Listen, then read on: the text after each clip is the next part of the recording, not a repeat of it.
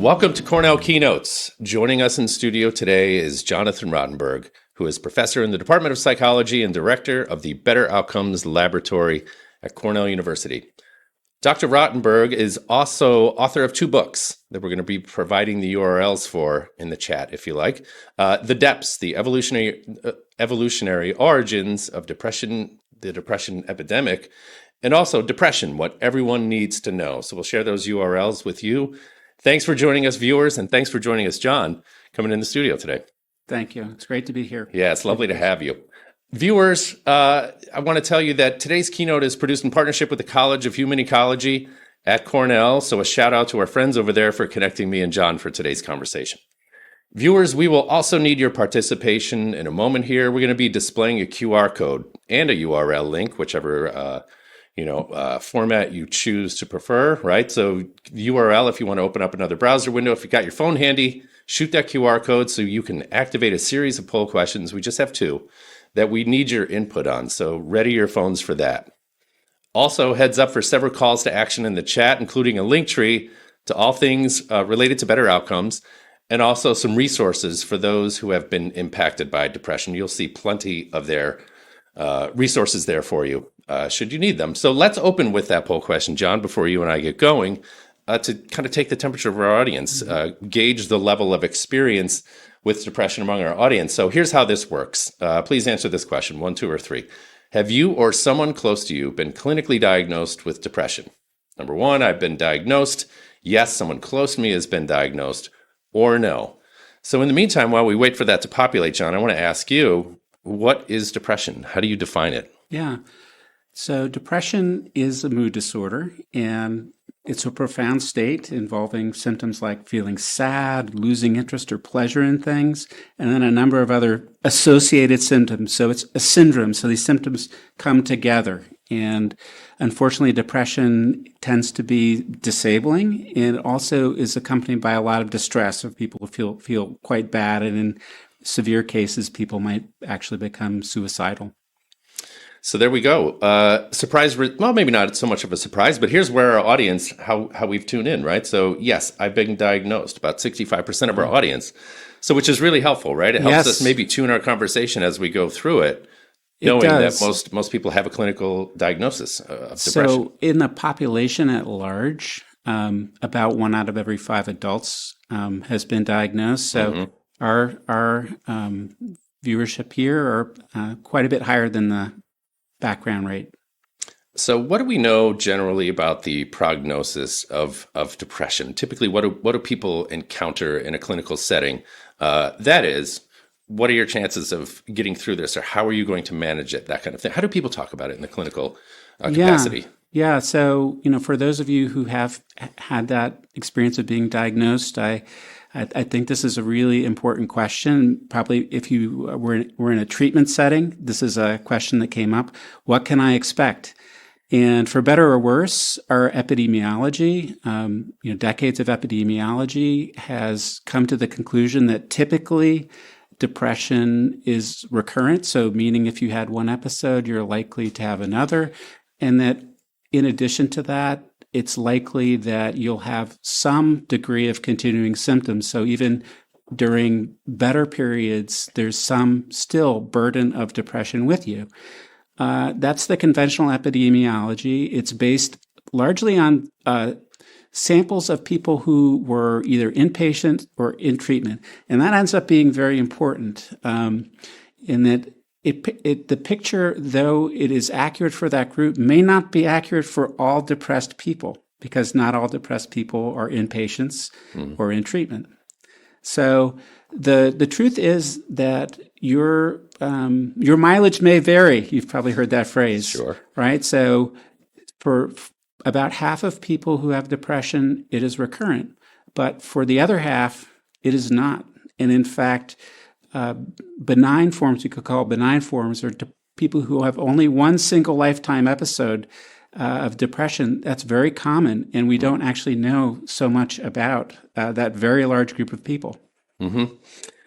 Good to know. So I want to ask our audience a second question, which is, I think, a useful follow-up as well. So let's get those phones ready and those URLs. Here's the question, number two. Since we all have aspirations for life after mental health problems, what would you value the most in recovery from depression? So again, we're going to, 65% of our audience having been clinically diagnosed. A, being able to function well again. B, the return of my old self. A reduction in symptoms is the third choice, and experiencing happiness. So can you tell me, you provided those answers for me, why you chose that framework? I had asked you, should we do a word cloud? Yeah. And multiple choices where we landed. Why do you say that? Well, part of it is that so much of the field, and I hope that some people do endorse a reduction of symptoms, because I think that is important, that people have, the sadness or the inability to concentrate or the feelings of worthlessness, all these, or sleep disturbance, all these really quite troubling symptoms, and they want to have less of those symptoms. But the field, clinical research, and treatment research is 100% geared towards symptom reduction as the main outcome. And my intuition in our research and the research of other people suggests that actually depressed people have a wide variety of aspirations for their life, and reduction in symptoms is just one piece of this. Mm-hmm. And so actually, that's very interesting. Is this a surprise majority here? Results. So this is 43% of our audience. I mean, I think it's wild that so again, I'll just give you the gap between current practice and research and these results.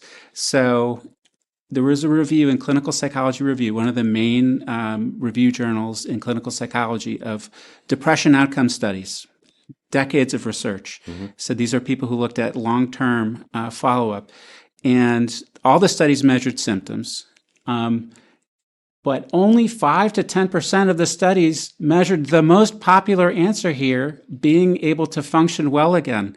It's generally not measured. So there's this huge, I see in these results, what I was, I guess, hoping to see, because I think it's really true, that there's this big gap between what people want or what people aspire to, and what our research has focused on. And again, I don't mean to minimize symptoms. Symptoms are important. Symptoms can be disabling, and in fact, about 10% of people said the most important thing for me is to have a reduction of symptoms. But when we, for example, evaluate treatments, like, for example, I have a new medication, that is the only endpoint, by and large, is reducing symptoms. So they're leaving out the other 90% of people who had other things that they thought were more important. And then, we were talking a little bit before the show about a higher sort of philosophical view of this kind of thing. We're very much accustomed to managing symptoms. And for many people, from what I understand, I'll ask you, if that's been the experience with people in a clinical setting, at best we can hope to manage your symptoms, and that's the way it's going to go down. Yeah, what do you think of that? I think it's obviously important to develop treatments to help people manage their symptoms. Completely agree with that. And I think that we have developed treatments that can, on average, reduce people's symptoms. But it's also clear that people want more than that, whether it's returning to their usual self, which a lot of people endorsed, or functioning well. A lot of people endorse that. And we should apply the same, and being happy as well. We should apply the same amount of effort and kind of know-how to those other outcomes. I want to revisit those results just a moment ago. Great. How does the mental health, the field of mental health, rank those outcomes? You had alluded to the fact that symptoms usually number one, but let's talk about a couple of the other ones there. How is it talked about within the field of mental health? I mean, I think that if there's practitioners out there, practitioners will have discussed with their clients these other themes, because in part, these are things that the clients will themselves bring up. So, for example, returning to your usual self. Yes. Part of the nature of depression, I talked about the symptoms, but the symptoms are very imprisoning. People feel desperately cut off, for example, from their past. They have trouble even imagining times when I wasn't depressed. Sure. And so they desperately want this recontact with my former self. That said, researchers really haven't studied this nearly as much. So there's, in clinical practice, in real people, this is very important. but our researchers have kind of not caught up to the reality of what the consumer, the people on the ground really care about. So why do you yourself, John, think that it's important to research even a broader range of good outcomes? What's the utility in that? Well, what's the point of treatment? What's the point of doing research in depression if we're not making people's lives better, and if we're not addressing the things that are the highest priority for them? It seems to me that then the research community is just talking to itself, right? Part of it is that symptoms are easier to measure. So, and part of it is that researchers are imitative. So, we have decades of research, and that's the benchmark. That's the standard by which we evaluate whether or not treatments are working, is whether symptoms have been reduced. But depression is a profound experience. Part of it, yes, involves symptoms, but part of it also involves these other changes, including changes in how you experience yourself or think about your future and so forth. What do we know about good outcomes, both historically and maybe present day state-of-the-art research into this? Tell me a little bit about that. Yeah, that's a deep question. We could start with the epidemiology that I alluded to at the beginning. I think it scared a lot of people off in the sense that we had all this research that suggested rather strongly that we could say not so good outcomes were the norm. So typically, if one had an episode of depression, that one could experience another, have a recurrence, and that there would be continuing symptoms. So even during better times, there would be some burden of symptoms.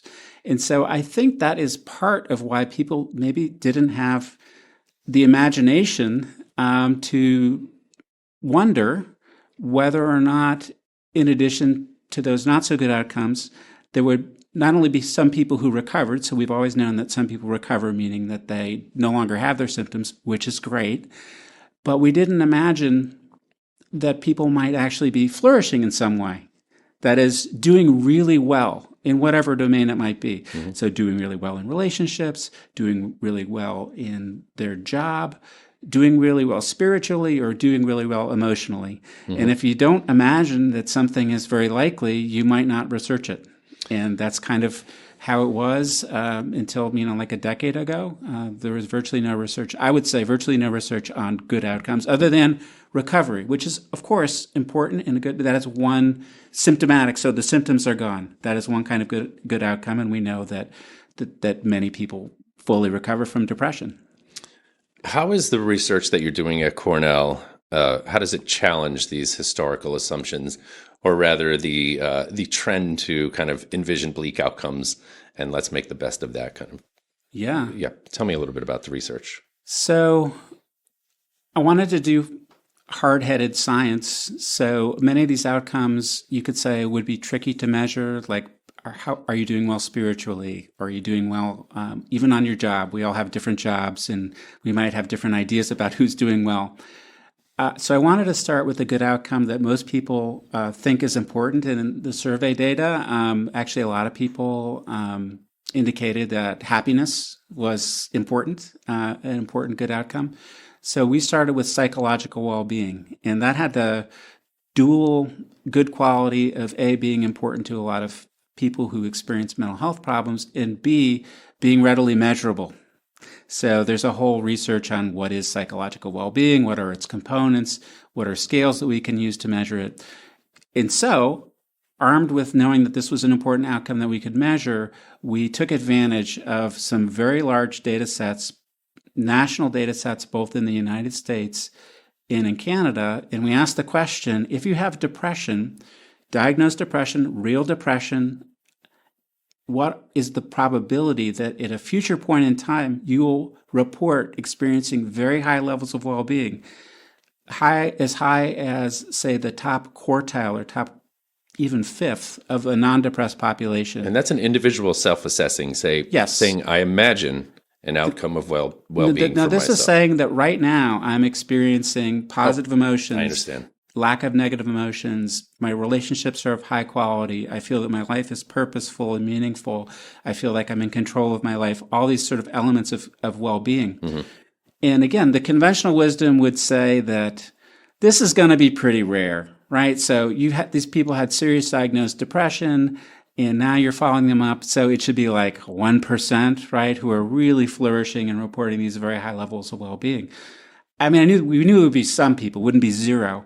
What we found was that depression cut the chances of reporting high levels of well-being about in half. And about 10% of depressed people went on to report these very high levels of well-being, as opposed to about 21% of the non-depressed population.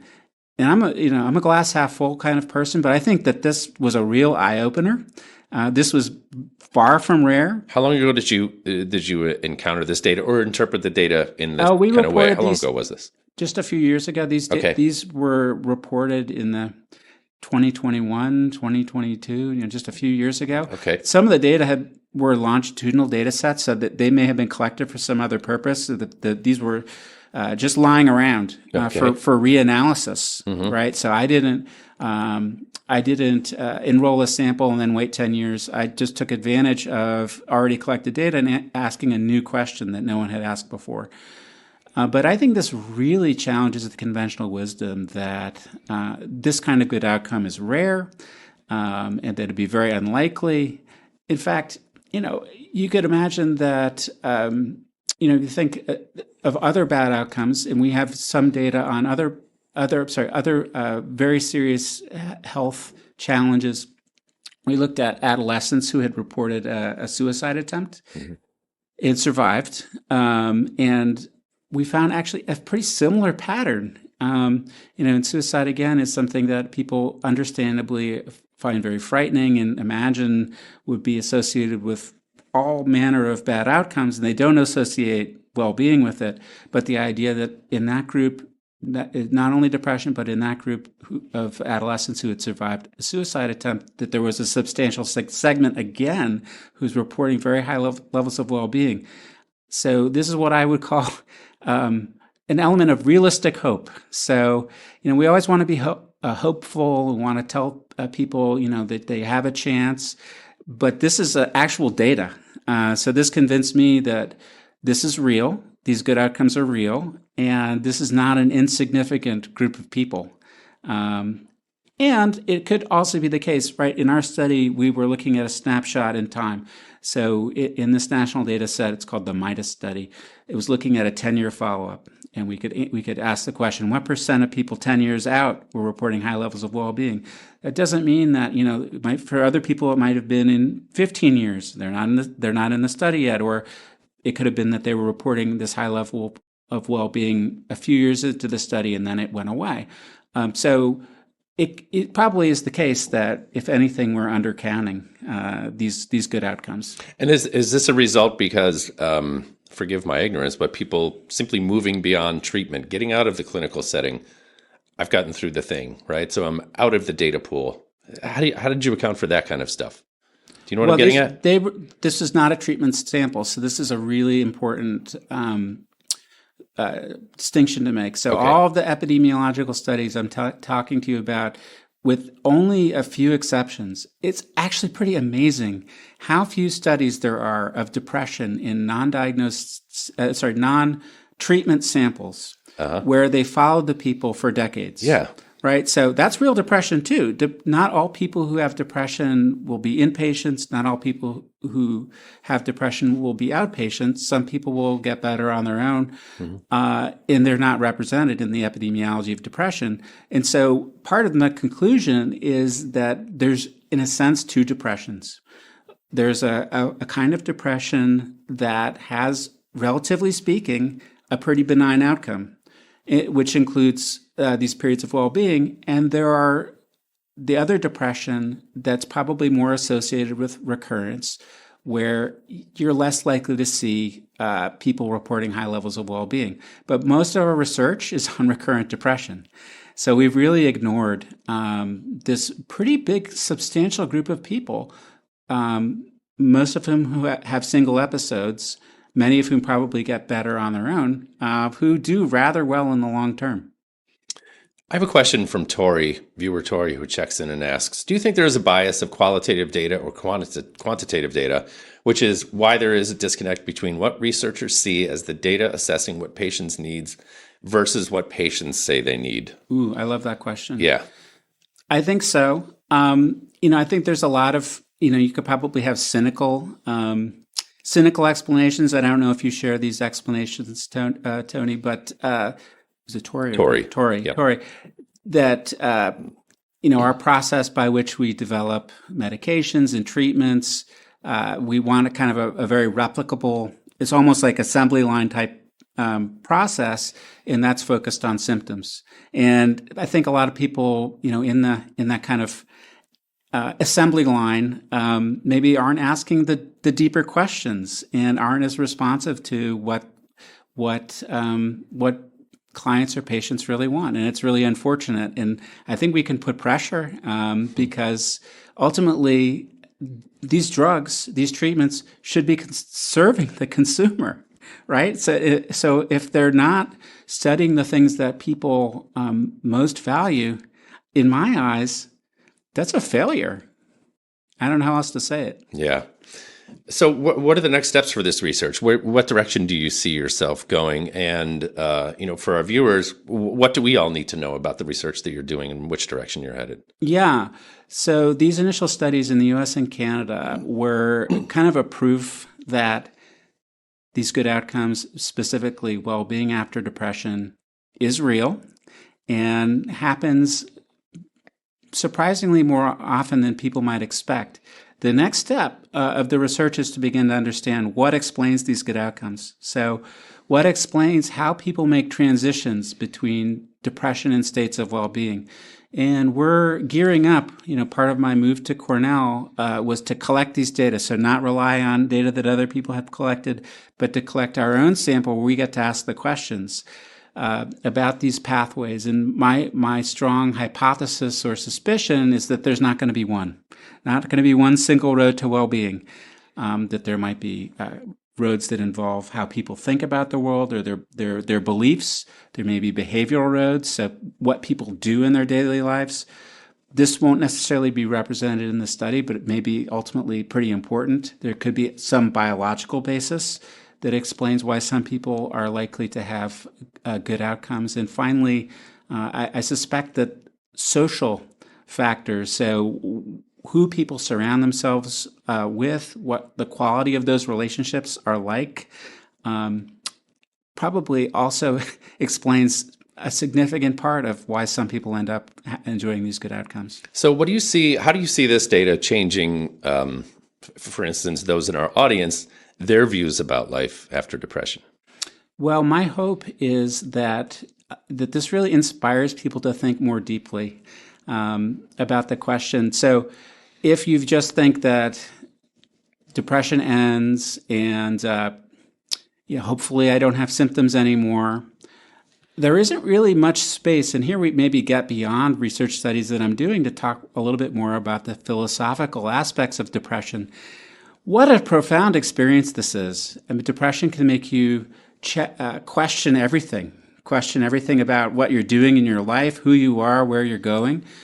And fortunately, most people get better, but they may not actually really process this experience very deeply and thinking about it only in terms of symptoms and not about their broad aspirations. So there's really two parts. I think one part is let's think about what depression is and how it affects people more broadly. And then the second part is let's be maybe giving more credibility to these aspirations. Like, what if, just imagine a world where we took seriously that it was possible for people to lead these full, happy lives after depression, and that wasn't rare. Like, what would that world look like if we were talking like this was really possible? So that's my hope, that in terms of the broader impacts of the work and what people are thinking about, that the audience, if they are thinking about that more than they were before, I'm really happy, because I feel like it's been kind of lurking beneath maybe just kind of a side conversation that people sometimes have, but not, it's all like, is there life after depression? Ha ha ha. A lot of people really don't necessarily have the most positive aspirations. So they think of depression as something that could only limit you, could only constrain you, could only damage you. And it makes the future very scary, right? Like, what is my future? Do I have a future? Would you tell us about your personal experience in life as a person with depression? Sure. Yeah, so depression really was something that when I was a young person came on all of a sudden, and it crushed my aspirations, certainly at the time. Where were you? What were you doing? I was studying history as a graduate student at Johns Hopkins University in Baltimore, Maryland, and I very suddenly had these very confusing, they were very physical, the symptoms initially, very physical, and I didn't understand them. I didn't understand that this could be depression, and it was actually a long process to get diagnosed, and a confusing process, and sort of an unpleasant process too. And the depression lasted for a very long time and led me to drop history. And I was so, I was horrified, that I was having this experience, but there was a parallel part of me that was also fascinated by this experience. What is this? What is this monster that is sort of me? And that really put me on a completely different track to study psychology, change careers, and set in motion, my desire to understand depression as an emotional state, and then ultimately to the research that I've been doing in the last 6 or 7 years on good outcomes. So it had a big change in my life because of my depression. Now, to what degree or how did that experience, how does it inform the research that you do, your particular approach? You had mentioned kind of, I accept the challenge, right? So you saw it as mission critical to figure this thing out. Yeah. How does that inform your research? I think I do think back to my experience a lot. So, for example, I remember seeing psychiatrists and seeing that there was a lot that they didn't understand, and these were people that you're literally putting your life is in their hands, and that there was a lot of mystery there, and B, that the quality of the information about what can I reasonably expect, there wasn't a lot of information, and it was actually quite terrifying. It was quite terrifying to read this epidemiology that I read on my own, and also was conveyed to me. I was at one point an inpatient, so for the most severe mental health problems, there is inpatient care still.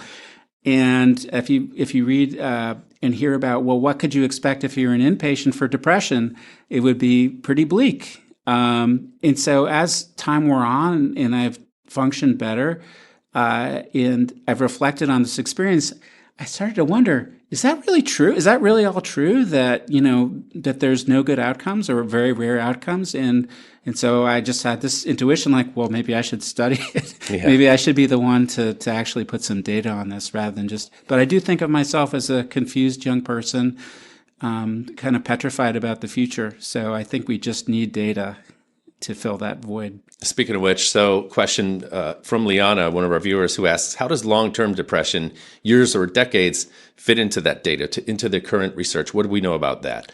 Or shifts from episodic to recurrent depression? Yeah. Two-part question. Yeah, so I love the question. I want to say that it's important in talking about these good outcomes where people have single episodes that we need to bear in mind there's this whole other reality of recurrent depression and chronic depression. And I don't think anyone can wave a magic wand and say, oh, it's not so bad, because that really can be terribly burdensome.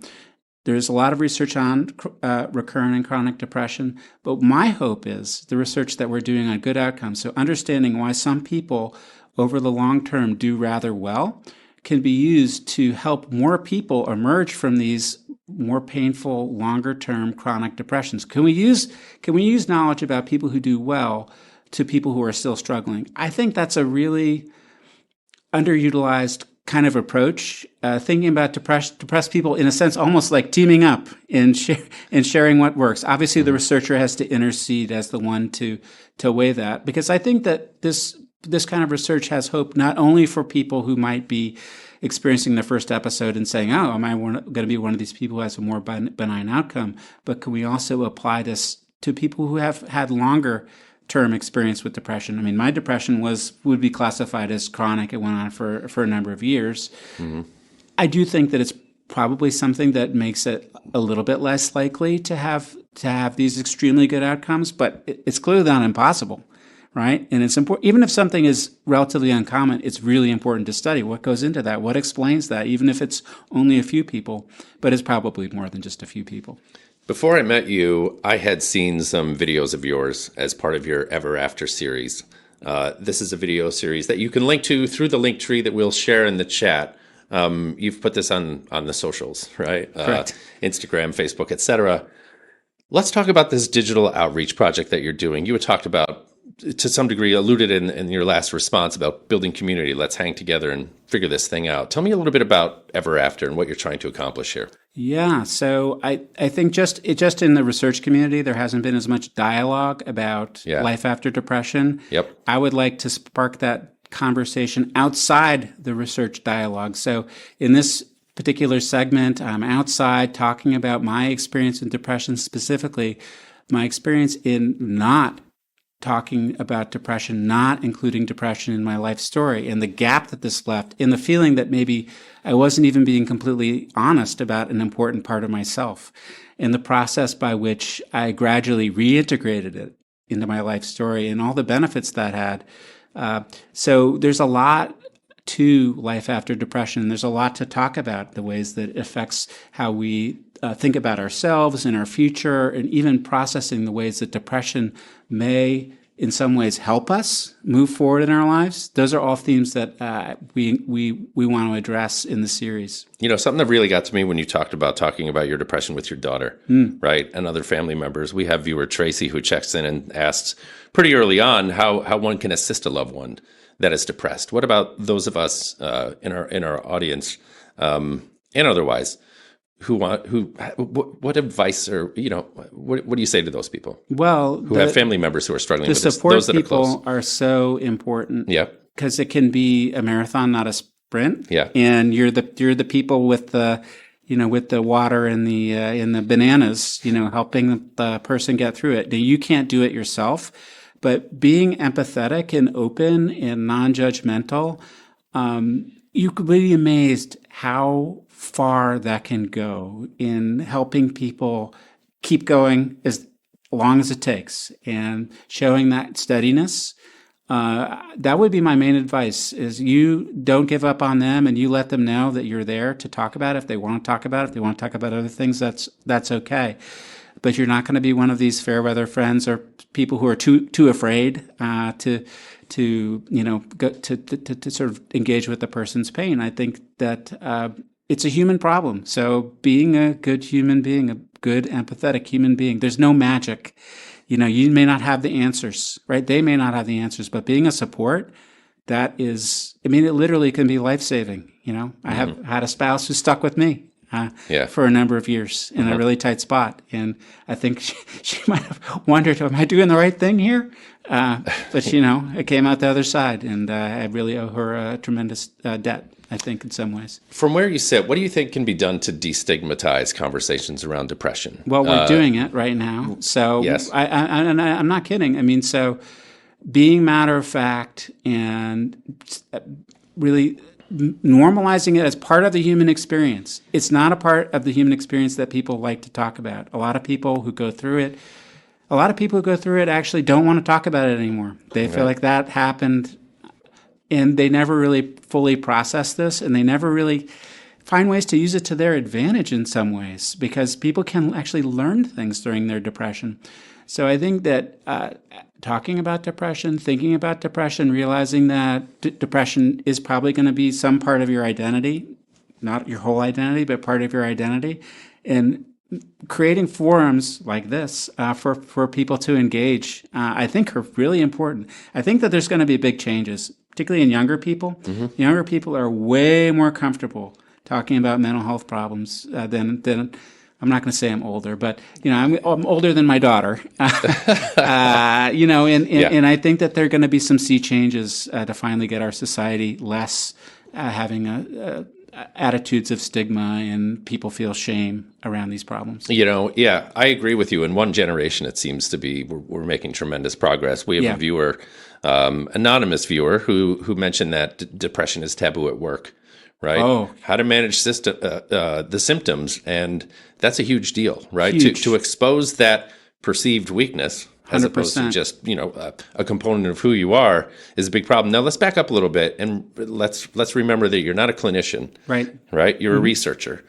But given that, let's talk about how to again, further destigmatize this kind of stuff, but also for the person that is having symptoms at work. Well, I mean, Any advice? Because you had symptoms at work. Absolutely. Well, I think first of all, I just have to empathize with so in terms of like say, oh, there's all this progress, young people have the answer. Yeah. There's two forums, I think, in particular where disclosure is extremely difficult. One would be in workplace settings. And it's almost like we really would need to look at changing workplace laws. Yes.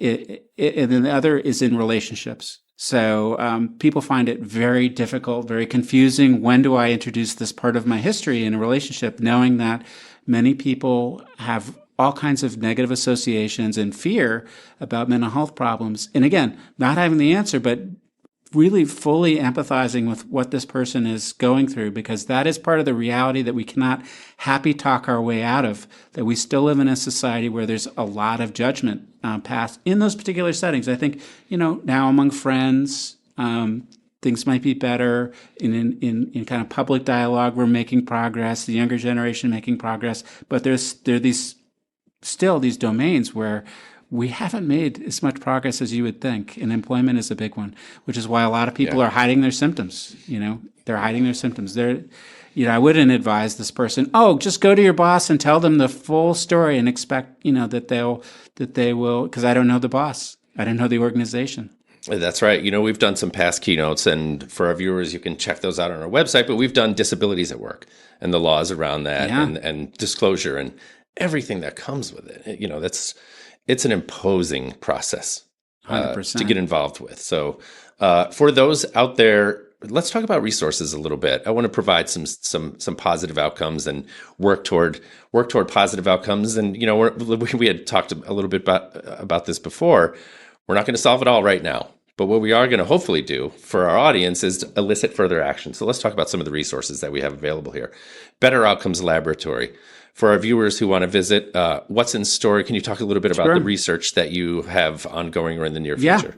Yeah. So the link tree that will take you to all of the social media that I was talking about with this Ever After project in the video that you saw. There will also soon be links if you're interested in becoming involved in this research as a participant. We're collecting data on people who have experiences with depression, who are in transition. Hopefully there'll be people who are transitioned and have made it all the way to well-being. There are also resources on the website about how to find help. So, for example, how to find a therapist. And for people who might be in crisis, there's links to Crisis Line as well. Exactly. National Institute of Mental Health, et cetera. So I really appreciate those resources that you've given us. Thank you, John Rottenberg, for visiting with us today. It's been for me, I've learned a ton, and I think our audience hopefully has as well. Thanks. It's been a pleasure. It was wonderful to be here. Thank you, Chris. Yeah, you bet. One last request from our viewers. We want to know how you're doing and how helpful or not this may have been for you, right? So we need your feedback. Your feedback is critical. We can't do this without our viewers. So we're going to shoot up a QR code, maybe a URL, and get some feedback for you. Just take a few seconds. I just need to know how we're doing, what we may have hit the mark on, where we're missing the mark, suggestions for future programming, etc. Again, you are critical to our success here. So I want to thank all of our viewers. Great questions from everyone that submitted those. We really appreciate it. We'll see you next time on the next keynote. Thank you so much. Have a good one.